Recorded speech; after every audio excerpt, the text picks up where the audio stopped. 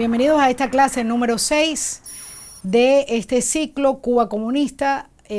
Hoy vamos a hablar de la década del 80, una década llena de muchísimos hechos y situaciones en nuestro país. Primero el éxodo, la represión, el crecimiento del movimiento de derechos humanos y la caída del muro de Berlín, la caída del comunismo internacional. La década del 80 llegó a Cuba con profundas tensiones sociales. La visita a la isla de los familiares exiliados, aquellas personas que se habían ido huyendo del comunismo y volvían con regalos para sus seres queridos, compartiendo las vivencias de la libertad, impactaron fuertemente la conciencia de los cubanos, que desde 1959 habían vivido en la precariedad económica, la represión política y las exigencias de una clase gobernante en un sistema cada vez más férreo y más desigual. En diciembre de 1979, un grupo de personas entró en la embajada de Venezuela en La Habana pidiendo asilo político. El 1 de abril de 1980, un autobús cargado de pasajeros violentó la entrada de la embajada del Perú. El fuego de los custodios, ese fuego que abrieron contra el autobús, hirió a 2 personas que buscaban asilo y también un soldado murió bajo las balas lanzadas por los otros custodios. El régimen anunció que levantaría la protección de la embajada. En pocos días, el número de cubanos pidiendo asilo dentro de los predios de la embajada del Perú ascendía a más de 10.800. Las organizaciones de masa, junto a turbas del régimen, organizaron actos de repudio contra los que solicitaban abandonar la isla. Un acto de repudio es un grupo de personas gritando improperios y tirando piedras, insultando y atacando físicamente a una persona, digamos 200 personas atacando a una persona, pateándolo, gritándole insultos.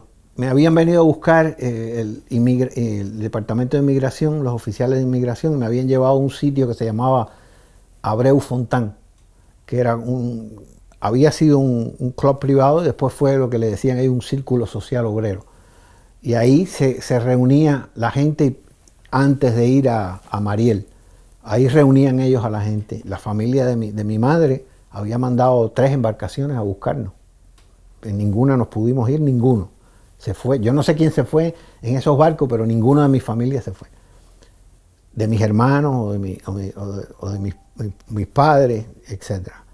Y entonces ya en el Abreu Fontán, como a las 3 o las 4 de la mañana, por el altavoz me citan en la oficina, y después de insultarme y decirme improperios me dijeron textualmente que, bueno, vete para tu casa, pero tú nunca te vas a ir de aquí. Y entonces salí, se lo dije a mi esposa. Mi hijo en aquella época tenía 6 años, 7 años. Y entonces salimos del Abreu Fontán, otro de los milagros esos que uno le pasa, porque generalmente nadie podía salir del Fontán y entrar de nuevo.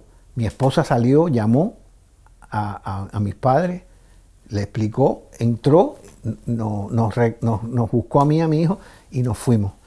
Cuando ya estábamos eso fue el 18 de mayo, o sea, 18, 19, 20, 21. El 21 creo que fue el primer acto de repudio, sí, creo que sí. Y entonces ya estábamos en casa de mis padres, porque la casa donde nosotros vivíamos en Miramar, en Cero, lo que le decían la puntilla, el Cero entre primera y tercera, ya le habían puesto un sello al apartamento nuestro. Y fuimos directo a casa de mis padres. Y ahí fue donde la Nueva Trova y Silvio Susurró y todo eso. Bueno, hicieron un acto de repudio, que ahora dicen que no, que según Silvio él susurró. Él hizo un susurro, llegó a la puerta y dijo que se vaya a la escoria. Sería eso. La puerta no la tumbaron a patadas, porque la puerta abría al revés. Y entonces le hacía resistencia a la puerta, igual que aquí con los huracanes, que debe ser así. Entonces, por eso, pero la puerta intentaron tumbarla al revés. Mis hermanos agarraron machetes, hachas, lo que fuera, porque cuando esa turba entrara en la casa era para matarte. Un altoparlante gritando y además reunieron a la gente del comité de donde vivíamos nosotros, trajeron a esa gente con autobuses, o sea, facilitados por el gobierno en autobuses, y después con el comité, la gente que se prestó del Comité de Defensa de la Revolución de mis padres, de la cuadra de mis padres. Entonces ahí fue donde fue la famosa carta, que siempre tengo que llegar a lo mismo, la famosa carta que escribió el movimiento de la Nueva Trova, que después de muchos años, Silvio diciendo que no, que era una carta apócrifa. Resulta ser que la escribió Alberto Falla, el del Moncada. Es cierto y tiene autor. Y esa carta la deslizaron por abajo de la puerta. En la carta, después de decir 20 estupideces, porque eso es todo, al final decía vete, vete, y no me dejaron ir. Vete, pero sé nuestro odio, pero nuestro odio te seguirá a donde quiera que vaya. Y eso yo lo viví. Cuando llegué a España yo sentí eso todavía, o sea, yo creí que al poner el mar de por medio había acabado la pesadilla, pero no, la pesadilla no acaba porque ellos tienen mucha gente en muchos lugares del mundo. A fines de abril de 1980 se inicia el éxodo por el puerto del Mariel. Los cubanos exiliados comienzan a venir a la isla con pequeñas embarcaciones a buscar a sus familiares que querían salir del país. El régimen saca de los hospitales psiquiátricos a enfermos mentales y de las cárceles a criminales y obliga a los exiliados a llevarse a esas personas también. El éxodo del Mariel fue una estampida popular, natural, del pueblo cubano para huir del sistema cerrado y asfixiante que se había impuesto en la isla.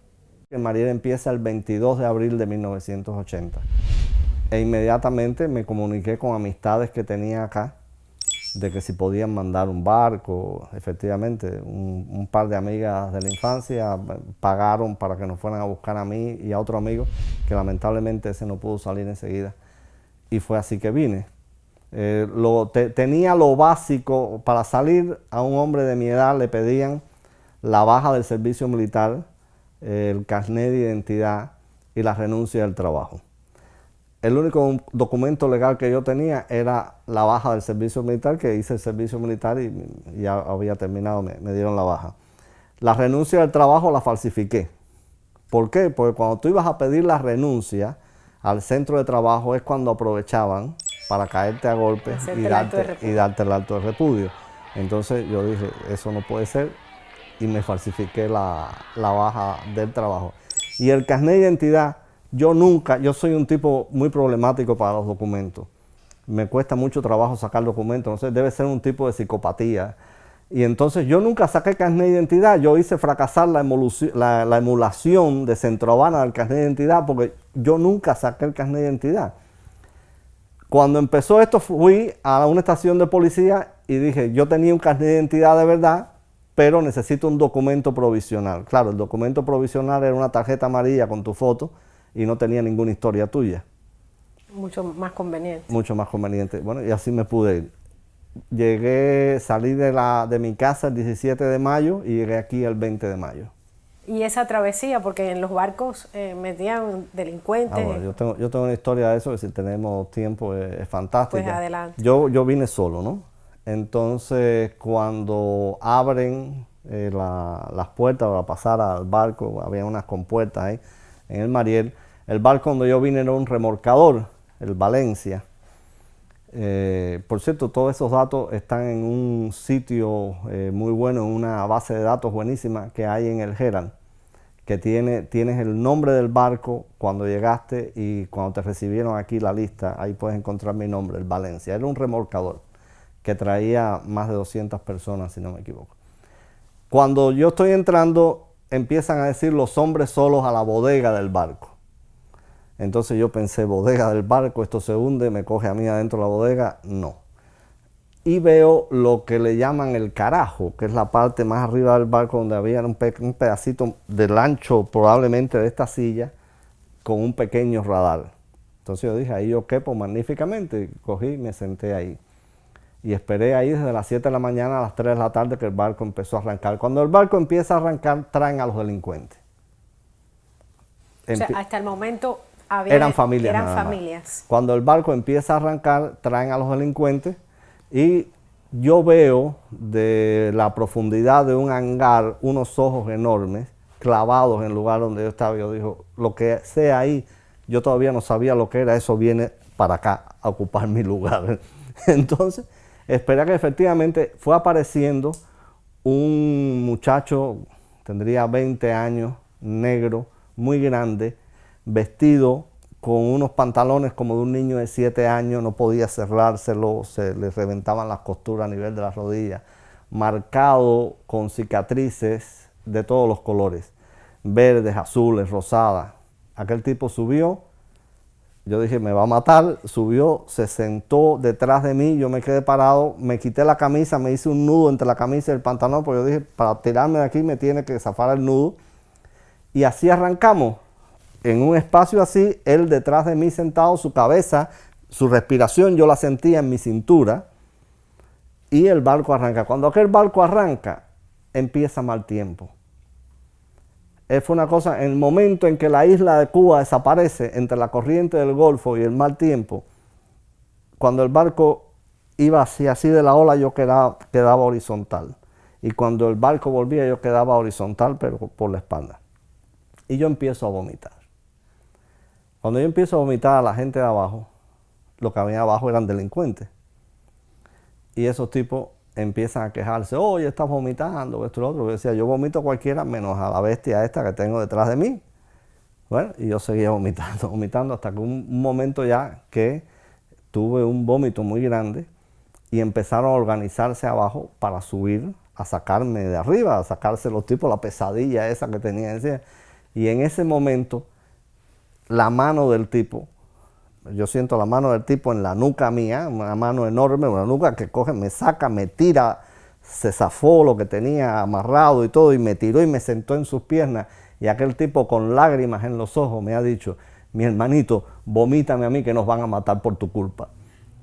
Y entonces el resto de la travesía lo hicimos abrazados los dos, vomitándonos uno al otro, hasta que llegamos a Cayo Hueso. Esa aventura fue fantástica. Nunca supe el nombre, de lo poco que hablamos, me enteré que le decían Ojo de Coco. Había estado preso en cárceles por asesinato desde los 13 años. Y entonces lo iban pasando de cárcel en cárcel según seguía asesinando gente, lo iban pasando de cárcel en cárcel. Y esa persona llegó aquí, es una de esas personas. Bueno, déjame decirte, llegó aquí, pero inmediatamente que llegamos a Cayo Hueso, de alguna manera, inmigración los identificaba y a él se lo llevaron para el área donde se llevaban a la gente, a los presos. ¿Y más nunca supiste? No, ni siquiera sé el nombre. Más de 125,000 cubanos llegan a Estados Unidos en busca de libertad durante ese éxodo. Estos sucesos echan por tierra la propaganda del régimen sobre el apoyo del pueblo a su sistema, al sistema comunista. Es la demostración más grande de desaprobación que se vivió en Cuba desde 1959. En junio de 1980, 3 jóvenes que cumplían el servicio militar abordan la embarcación turística 20 aniversario en el río Canímar con 100 pasajeros a bordo y exigen que la embarcación sea desviada hacia Estados Unidos. Un grupo de pasajeros que no quieren seguir son devueltos a tierra y el resto inicia la travesía hacia el norte. Lanchas rápidas y helicópteros apoyados por un barco de dragado hunden la embarcación. Solo 10 personas sobreviven el hundimiento. Entre los asesinados se cuentan niños pequeños y adolescentes. En medio de estos sucesos, Aide Santa María, hermana de un mártir del proceso revolucionario y una de las figuras femeninas emblemáticas del régimen, se suicida. En diciembre de 1980, los hermanos García Marín Thompson entran a la Nunciatura Apostólica en La Habana y piden asilo político. Eran testigos de Jehová y habían sufrido innumerables actos represivos. Deciden pedir asilo porque los habían amenazado con llevarlos a prisión. Semanas más tarde, fuerzas del Ministerio del Interior penetran en la sede y sacan a los hermanos con la ayuda de un mayordomo que servía en el lugar y que era un agente de la inteligencia cubana. Las autoridades dijeron que el mayordomo había sido asesinado por los jóvenes Ciprián, Eugenio y Ventura, de 25, 21 y 19 años, respectivamente. Ese hecho nunca ocurrió, el asesinato del mayordomo. Los jóvenes fueron procesados en un juicio sumario por la falsa muerte del agente encubierto, llevados a la cabaña donde se encontraba preso en aquel momento quien fundara el Comité Cubano Pro Derechos Humanos, Ricardo Bofill, que pudo saber de primera mano la situación de estos jóvenes. Los 3 hermanos fueron fusilados en 1981. Su madre, Margarita Marín Thompson, fue condenada a 25 años de prisión por no haber denunciado el intento de asilo de sus hijos. Fue puesta en libertad años más tarde, gracias a las denuncias del comité. Su testimonio sería escuchado por miembros de la Comisión de Derechos Humanos de la ONU en 1988 en La Habana. Otros casos ocurren en los primeros años de la década del 80. El régimen, en un estado de irritabilidad y rispidez, ataca con sus aviones un barco de la Fuerza Naval de Bahamas. En febrero de 1981, atacan con armas la Embajada de Ecuador en La Habana para sacar a una familia que pidió asilo. En el segundo Congreso del Partido Comunista de Cuba, Castro anuncia la militarización de la sociedad. En enero de 1981 aparecen las primeras unidades de las milicias de tropas territoriales. El concepto de estas medidas es la guerra de todo el pueblo. Las MTT, por sus siglas, se subordinan al Ministerio de las Fuerzas Armadas. Para 1984 se estima que cuenta con casi 2 millones de reclutados. En 1979, en la isla de Grenada, un grupo comunista había tomado el poder bajo el liderazgo de Maurice Bishop. El régimen de La Habana planificó la construcción de un aeropuerto en Point Salines, desde donde conectarse con los combatientes cubanos que se encontraban en ese momento en el África. El aeropuerto serviría además como base para bombarderos soviéticos de largo alcance. El 14 de octubre de 1983, los propios comunistas deponen a Bishop por ser autoritario. Los países vecinos del Caribe piden ayuda a Jamaica, Barbados y Estados Unidos para que los ayuden a estabilizar la región. El 25 de octubre de 1983, fuerzas combinadas de esos países invaden la isla. Al conocer esto, Castro prepara un grupo militar para defender el aeropuerto. Los partes que recibía La Habana decían que el último cubano había muerto inmolado con la bandera cubana. La realidad fue que en el combate murieron 25 cubanos, 59 fueron heridos y más de 630 fueron hechos prisioneros. En 1981 habían surgido los mercados libres campesinos, donde se le permitía a los campesinos, a través de ciertas regulaciones, vender productos agropecuarios al pueblo. El operativo policial llamado Pitirre en el Alambre tuvo como objetivo la represión económica contra estos mercados campesinos. Se confiscaron productos de venta, se arrestaron a 167 personas y decomisaron 40,000 pesos cubanos hasta que los cerraron en 1986. Asimismo, la operación Cocodrilo fue encaminada contra los que vendían turnos en las interminables colas que tienen que hacer los cubanos para comprar productos de primera necesidad. La operación Adoquín fue articulada para reprimir a los artesanos y comerciantes de la Plaza de la Catedral y la de Armas en La Habana. Durante la década del 80 comienzan a aparecer los casos de destituciones de dirigentes del régimen por corrupción. Dentro de esto destituyen al presidente de Juseplan, Humberto Pérez, que es separado del Comité Central del partido, y condenan a 20 años de prisión a Luis Orlando Domínguez, ex secretario general de la Unión de Jóvenes Comunistas, UJC. En marzo de 1981, el gobierno de Colombia rompe relaciones con Cuba por la participación activa del régimen de La Habana en el envío de armas y el entrenamiento de guerrilleros. El ejército colombiano incautó las armas y detuvo a algunos guerrilleros. Uno de ellos describió los entrenamientos en zonas montañosas de Cuba. En 1980, el grupo guerrillero M-19 había viajado a Cuba cargado de millones de dólares y con 17 rehenes, entre los que se contaban varios embajadores. En diciembre de 1980, una nave de Avianca secuestrada en la ruta Bogotá-Pereira por un comando del M-19 llega a La Habana después de hacer escala en otros países centroamericanos.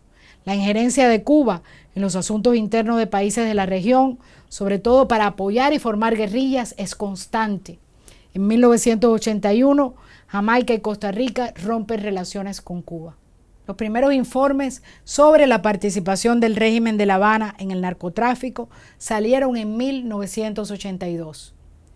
La Fiscalía de Estados Unidos acusa en la Corte Federal de Miami a Aldo Santamaría, jefe de la Marina de Guerra de Cuba, al ex embajador cubano en Colombia, Fernando Ravelo, y a otros 2 altos funcionarios cubanos por trasladar a través de Cuba 23 toneladas de marihuana y medio millón de pastillas de metacolona, una droga recreativa.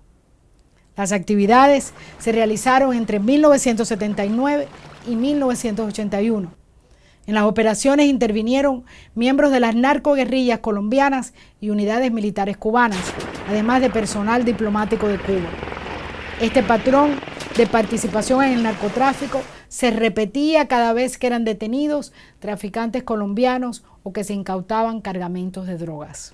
En abril de 1983, ante el Senado de Estados Unidos, el secretario de Estado para Asuntos Interamericanos expresó que existían pruebas de la conexión del régimen de La Habana con el tráfico de armas.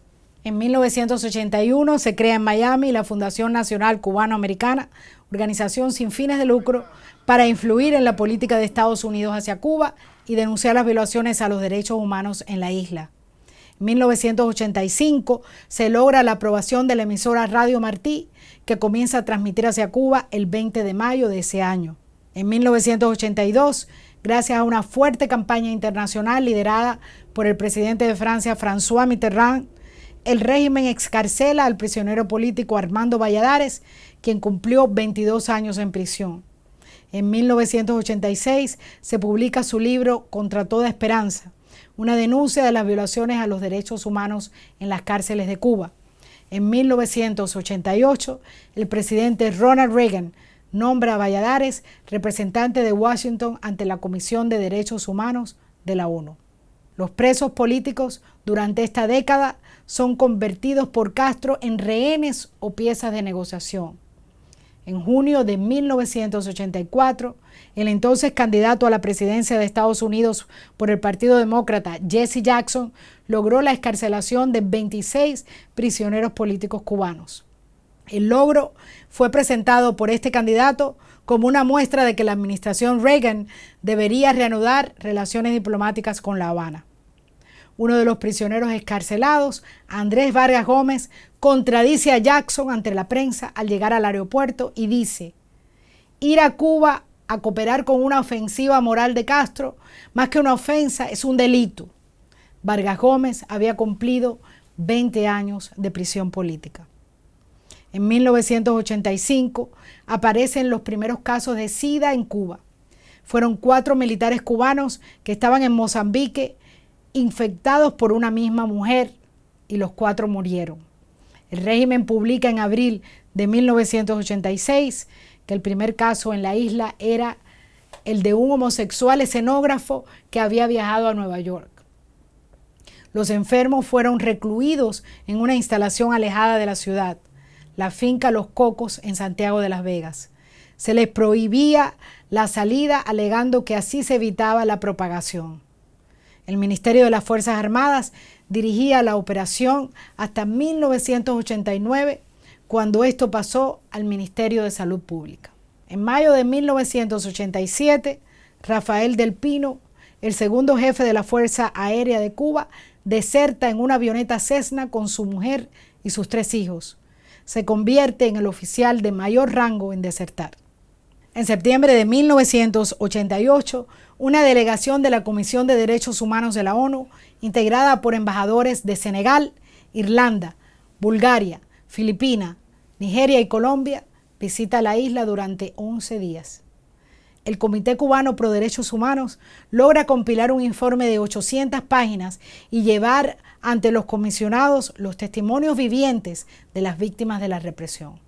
La visita a Cuba de la Comisión de Derechos Humanos se produce después que nosotros hemos hecho llegar una serie de informes a esa comisión, siendo Armando Valladares el embajador de los Estados Unidos y Ronald Reagan, que nos apoyó. Incluso Ronald Reagan nos escribió una carta a La Habana de apoyo y dio instrucciones a él y Jane Kilpatrick de llevar eso a las Naciones Unidas, y allí hubo hasta nociones de censura. Y Fidel Castro, en un alarde de arrogancia y de soberbia, le dice: para que vean que estos son unos farsantes, unos mentirosos, unos sinvergüenzas, publicó una campaña contra mí en Granma y invitó a la comisión y dieron cita en el Hotel Comodoro de La Habana para que fuera público y testimoniante. Y entonces ellos pensaron que con la campaña en el periódico Granma, que duró una semana, nos habían destruido, pero Radio Martí ya existía. Y yo por Radio Martí hice numerosas alocuciones y les dije a la gente que tenían el derecho de ir allí y protestar. Y entonces mi casa en Guanabacoa se llenó de gente. Y entre mi casa y la casa de Tania Díaz Castro redactamos denuncias y fueron más de 300 personas. Sebastián Arcos fue uno de los que conducía, Ángeles Pasantes, Jesús Llanes Pelletier los ayudaba. Llegaron al Hotel Comodoro, esperaron y testimoniaron.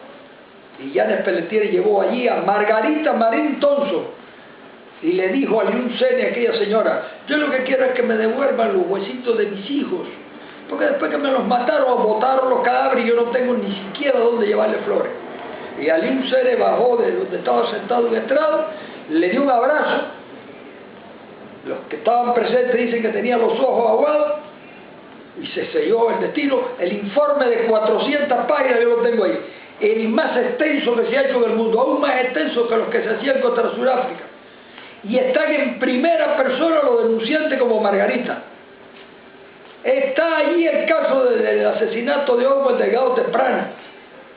Decenas de casos que la comisión y ese informe no juzgan, solamente prestan los testimonios, como lo vimos de numerosos prisioneros de conciencia, integrantes del Comité de Derechos Humanos, de otras organizaciones que ya para el año 88 habían existido. Fue un triunfo absoluto de la causa de los derechos humanos.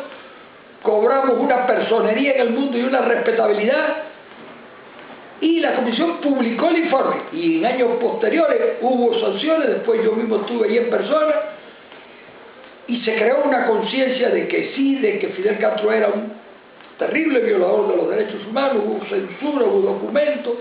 Octavio Paz en Francia, numerosos intelectuales, Jorge Semprún en España, apoyaron nuestra causa, y algunos gobiernos, en ese momento estaba François Mitterrand de presidente de Francia, y dio órdenes a su embajada en La Habana, el embajador era Pierre de Camp, puertas abiertas con esta gente. Y entonces después de ese informe decidieron expulsarnos de Cuba, y yo evidentemente, yo estaba muy enferma, mi casa había sido asaltada varias veces, y yo mismo tuve varias crisis, y yo dejé de salir, pero dejé eso en las mejores manos del mundo. Ya había un movimiento de derechos humanos que no es que se dividiera.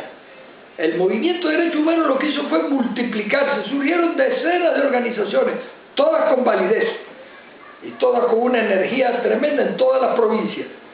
Pero en el caso del comité quedó en manos de Gustavo Arcos, de Sebastián Arcos, de Jesús Llanes Pelletier y de Ángeles Pasantes.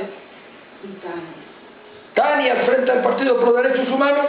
Y todavía, aunque ya es una cosa muy minoritaria, quedan algunos, pero no importa, la idea germinó y se multiplicó como debe ser. Eso es el del pueblo de Cuba, el movimiento de derechos humanos. Durante estos años comienzan a proliferar los grupos de defensa de los derechos humanos. El 8 de septiembre de 1988 se funda en La Habana el Movimiento Cristiano Liberación, formado por los laicos Osvaldo Payá Sardiñas, Ramón Antúnez, Dagoberto Capote, Fernando Avedo y Santiago Cárdenas. El título de Movimiento Cristiano Liberación. El 12 de junio de 1989 fueron detenidos el general de división Arnaldo Ochoa, el general del Ministerio del Interior Patricio de la Guardia, su hermano Antonio de la Guardia, coronel del Minin, y otros altos oficiales del régimen en lo que se llamó la Causa 1 de 1989. Ochoa fue el militar más condecorado del ejército cubano por su actuación en las aventuras armamentistas de Castro en el mundo. Dirigió las incursiones en Nicaragua, Siria, Venezuela, Etiopía y Angola. De acuerdo a la prensa oficial, se dijo que estaba siendo investigado por actos de corrupción. Esta acusación implicaba fundamentalmente operaciones de tráfico de drogas. El tribunal lo condenó a pena de muerte. Fue fusilado junto a Antonio de la Guardia, el capitán Jorge Martínez de la FARC y el mayor Amado Padrón del MININT el 13 de julio de 1989. Este hecho limpió temporalmente la imagen del régimen de La Habana frente a las acusaciones de participación en el narcotráfico por parte de la oficialidad cubana. Es bien sabido que con el control totalitario del régimen existente, era imposible que estos oficiales actuaran por su cuenta. La causa 2 de 1989 se realizó contra la cúpula del MININT, acusados de abusar de sus cargos y de negligencia en el uso de los recursos y tenencia ilegal de armas. En esta causa fueron procesados el ministro del Interior, José Abrantes, el viceministro primero, Pascual Martínez, ambos generales de división. Otros oficiales también fueron encausados. Abrantes fue condenado a 20 años de prisión.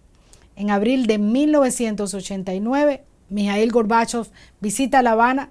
Se conoce que en una locución a los intelectuales, Abrantes se había referido a la perestroika y al glasnost, políticas reformistas que llevaba a cabo Gorbachev. Como dijo Abrantes, no hay dudas de que estamos en presencia de cambios, no se pueden cerrar los ojos ante esto. El régimen de La Habana se opuso tajantemente al reformismo de Gorbachev y a los movimientos que en Europa del Este ganaban momentum. En enero de 1991, Abrantes falleció en prisión en extrañas circunstancias. Los cambios económicos iniciados por Gorbachev llevaron también a la revisión de la política del país. Para agosto de 1989, el régimen de La Habana ordenó la retirada de los 10.000 estudiantes cubanos que se encontraban en países socialistas. Con la perestroika y el glasnost, los países de Europa del Este fueron abriéndose. Castro no acepta las reformas y las critica fuertemente. El sindicato Solidaridad en Polonia, para fines de la década, moviliza a 10 millones de polacos. El derrumbe del bloque comunista en Europa del Este, el triunfo de Solidaridad en Polonia, el ajusticiamiento del dictador Nicolae Ceausescu en Rumanía y la ascensión a la presidencia de Checoslovaquia del intelectual disidente Václav Havel son vistos como una afrenta desde La Habana. Aires de libertad conmocionan el mundo, mientras en Cuba el régimen se apertrecha en la ortodoxia del discurso comunista. Los cubanos ven estos cambios con esperanza de cara a una nueva década. En la próxima clase hablaremos de la década de 1990, el colapso de la economía, el período especial, la desaparición del subsidio soviético, las reformas a la Constitución Socialista de 1976, denuncias y condenas en la ONU por la situación de los derechos humanos. Se multiplica el movimiento opositor, el éxodo de los balseros de 1994, el derribo de las avionetas de Hermanos al Rescate, la Red Avispa, el Acuerdo por la Democracia y la visita del Papa Juan Pablo II a la isla. Pregunta de reflexión. ¿Qué es la intolerancia?